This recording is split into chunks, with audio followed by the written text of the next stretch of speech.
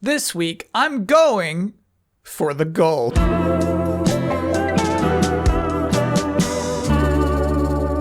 Last year, Nintendo put out what I truly believe is one of the best video games of all time. And then also Pikmin 4, and then also Super Mario Bros. Wonder. It was a year of abundant excellence. And so it would be understandable if maybe they had an off year this year. After all, we're all just tapping our watches waiting for that Switch 2 announcement. It's just kind of hard to be excited for whatever Nintendo is going to announce and release before their hot new 4K console. And yet, there was a Nintendo Direct this week, and in it, we all learned that Nintendo's B team can carry the load. They can take the responsibility of an off year and generate genuine excitement. And I think they did that in three main ways. One, it's okay to be handheldish. Nintendo, before the times of the Switch, made excellent console games and excellent handheld games. I'm saying here near the end of the Switch's life cycle, you can kind of still tell which games have handheld vibes. And The Legend of Zelda Echoes of Wisdom is handheldish. Don't forget, the reason that Link has vacant eyes here is that we're just carrying over the style they established in the Link's Awakening remake. And there, the apparent justification is they wanted Link to be true to his appearance in Link's Awakening, even though in the opening seconds of the game, Link looks like this. So it's clear even within Link's Awakening, you're not seeing an exact one-to-one creation of what this Link is. He's not just a toy boy. I mean, there's even the photographs. Look how expressive this simple face is. I'm not asking for much. Anyway, Echoes of Wisdom is plainly presented as a pared down Legend of Zelda game, especially in comparison to the one that we played just last year. And yet, we don't care. In fact, we like it. We as humans, I believe, are realizing we don't need a Tears of the Kingdom every year. Sometimes you can just have a nice little handheld adventure. So Mario & Luigi, the franchise, the one with that logo, is classically handheldy. Every game in this franchise has been on a handheld console. And to be honest with you, it kind of made sense as a handheld game in that you could be a little sillier down there in the handheld. You could be a little more adventurous with your art style. I still love this key art. Sadly, that series had kind of been on a pretty steep decline after Bowser's Inside Story on the DS. It's kind of crazy. Wikipedia makes the years after Alpha Dream closed the green years. I was watching this comparison that Game Informer did for the 2017 remake of the original Mario & Luigi game. And it's crazy looking at this. You see enhanced fidelity. They brought the art style closer to the rest of what you expect from the Mario franchise. And you can see just how clearly worse it looks from the original. It's one of the most misguided remakes I think I've ever seen. Just blatantly removing the things that made this game special in the first place. So I was pretty awestruck to see Mario and Luigi in their iconic Mario and Luigi specific style in the opening seconds of this trailer. They made it right. They look exactly like the key art, except for the striped socks, but generally just it's impressive that somebody knew how important that style is to this particular off branch of this highly valuable franchise. And at its core, this game is still handheldish. So what I'm saying is, imagine an alternate timeline where Nintendo still has one console and one handheld, and they have to provide games to both of them. Mario and Luigi Brothership probably would have been a handheld title. Zelda 2 probably. Instead, we're in this timeline where these two handheldish games are providing fuel to this console to get through one more holiday. And I think that's beautiful. 2, good ideas. Just another Mario Party would have sold well. I didn't realize this. Super Mario Party still has more units sold than Tears of the Kingdom. That 20.66 million units. They could have just made another one of those. They could have just said, oh, last one had 4 boards and that was a problem for you? This one's got 5. And then 2 bonus classics. Please go ahead and buy millions of this. But there's something fun and new about this one, and why I think it's got a shot at least 10 million. This game isn't only just about playing with your friends and getting mad at them. You can also play with 19 other losers online at the same time. It's a good idea. It might be a little trend chasey, but I think it's good for Mario Party, and it's plainly communicated. And you're making a Zelda game where you can play as Zelda. We all have an understanding of what that probably is like. You probably have a magic wand and shoot powers. We get it. But they went in an entirely weird, fun direction in that Zelda can summon objects and pigs. And I think truly a lot of care went into explaining this to the viewer. Escalate, escalate, escalate. And ultimately demonstrating how you're going to be solving these puzzles any weird way you want to. This may be a handheld-ish Zelda title, but it's also taking some inspiration from the big boy Zelda games. It's like a 2D version of this. And finally, number 3. Ridiculously valuable IP. Obviously, right? Obviously.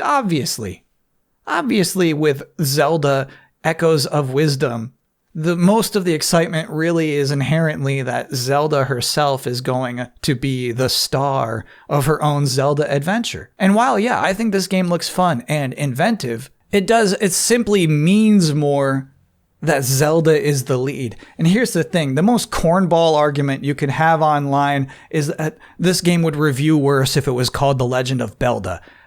I'm not saying that in this case. We're not talking about review scores. We're talking about the weight of an announcement. And in this case, it being Zelda is more significant than your run-of-the-mill bed-stacking princess. We got to talk about the Metroid Prime 4 trailer. It's not a B-team game, and it's not a 2024 game, so it's not entirely tied to the theme of this episode, but it is still relevant to this discussion of the value of these S-tier IPs that Nintendo controls. If I had to analyze this trailer, I would say that nothing really happens. Obviously, aliens get shot, but nothing extraordinary happens. Nothing memorable happens. It's crazy to me how quickly into this trailer we have to pause and scan this panting space pirate. Samus deduces that he's injured. And so really the only reason this moment exists in this trailer is that so the audience can take a moment to point at the screen and say, yes, that's Metroid Prime. I know that part. And then guess what happens immediately after the scan? Yeah, Morph Ball time. Even the last shot is kind of lacking, I think. We see a giant environment, but not necessarily things we can't wait to go see and interact with. Even little baby Zelda presents a bunch of intriguing points of interest in her landscape spot. Here, I don't know. Show me something I can't wait to jump on. Truly. What is most exciting about the Metroid Prime 4 trailer is that it is Metroid. It's just like the Perfect Dark trailer from last week. Here it is, it's real. Metroid, to their credit, did at least put a year on it. So why I bring any of that up, though, is that Nintendo just does have this advantage of all of these games meaning more because their IP is so strong. With absurdly inflating video game budgets, it would be simple to point at Nintendo's games and say, look, you don't need to spend that much money. Look how they do it. They're kicking out blockbusters for half the price. I'm guessing. But also, sadly, none of these announcements would feel as exciting as they are if it weren't for the IP. But what I want to stop short of, though, is that just saying, like, Nintendo is lucky for this. It's easy for them. They're lazy for relying on this IP because they put so much work into the IP. Nintendo IP is ridiculously valuable because they are ridiculously good at keeping it that way.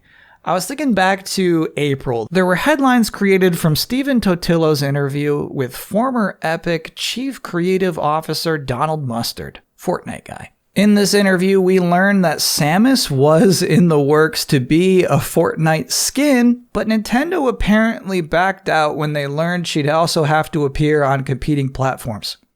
The general reaction to hearing this was people saying, wow, Nintendo. Yep, sounds like classic Nintendo. That is so stupid because Fortnite is popular with young people. If they want Samus to become a popular character, doy.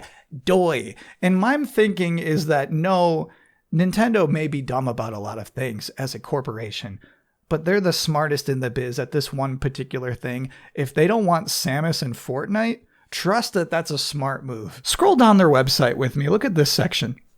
Characters. They don't mean characters, they mean franchises. They mean these are things we want to make movies and t-shirts out of. But what's weird is you click them and they actually take you to like informational franchise hubs. And look, I'm not saying this website is genius. I'm not saying this website is the reason why Nintendo rules. But I do feel like it just illustrates that Nintendo cares about its games more than the one game that they're in right now. Nintendo thinks of its games as franchises. Nintendo thinks in decades. They think about what this character has meant for 20 years back and what this character will mean 20 years forward. And it pays off every year. They grew a giant apple tree and they just kind of give it a little shake, a few apples drop, and they're going to have a great 2024. I'm impressed. All I'm saying is I'm impressed. And that is Delayed Input for this week. I'll be back next week. Until then, thanks for watching.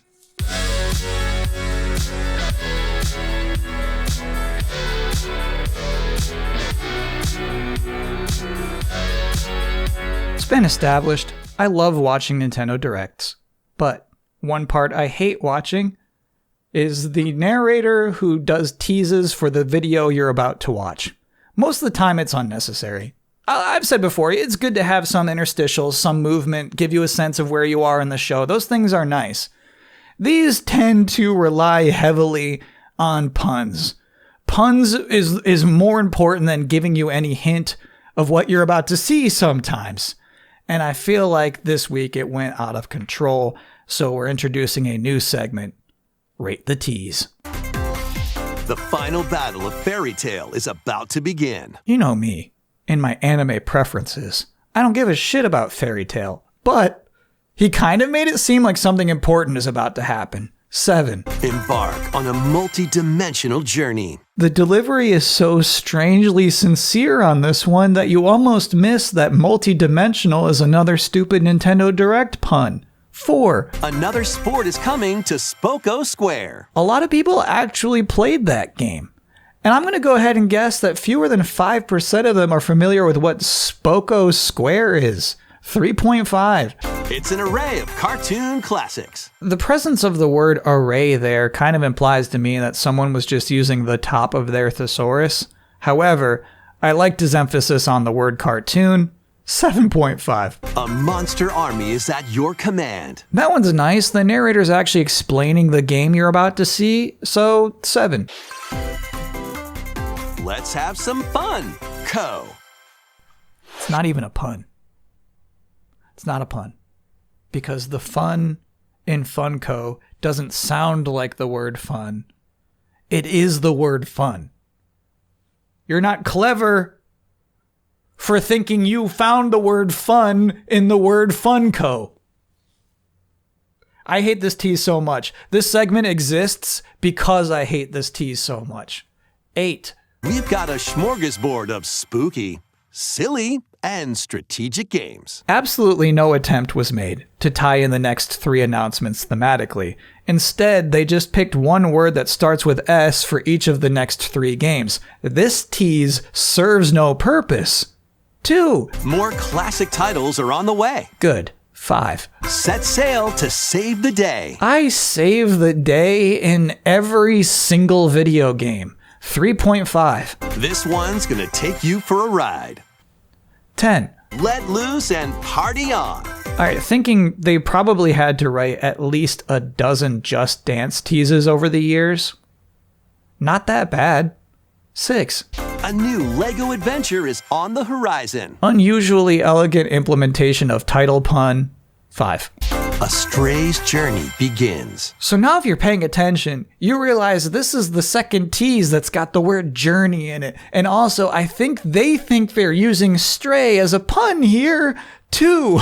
Welcome home, Hobbit. You know what? That's really not bad. 8.5. Investigate, interrogate, checkmate. Very good. 8.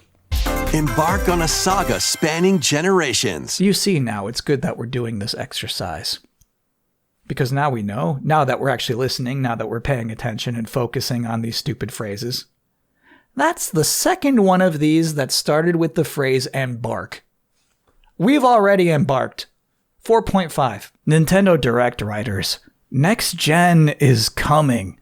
We can deal with this slop in 2024, but next year our expectations will be much higher. Just remember this one simple thing. Nintendo Directs should be fun.